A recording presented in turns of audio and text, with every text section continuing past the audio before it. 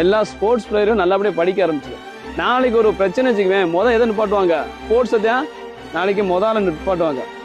ஆனால் நீ கிளாஸில் பாடம் கவனிக்காமல் இருப்ப, ஹோம்ஒர்க் செய்யாமல் இருப்ப, கிளாஸ் லீவ் அதிகமாக போடுவேன், எல்லாம் ஃபாலோ பண்ணுவீங்க. அதில் நடக்கிற மைனஸ் தெரியாது.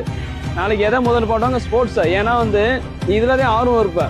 அப்போ விளையாடுறனால பிள்ளை படிக்க மாட்டுது அப்படின்னு சொல்லி தூக்கி நிப்பாட்டுற என்னதான் இருக்கும், ஸ்போர்ட்ஸை தான் நிப்பாட்டுறதா இருக்கும். நீ நல்லா படிச்சிட்டேன்னா அதை ஆட்டோமேட்டிக் நிப்பாட்ட மாட்டாங்க. இதுலேயும் நல்லா போகுது அதுலேயும் நல்லா போகுதுன்னு சொல்லி அதை ஃபாலோ பண்ணிடுவாங்க.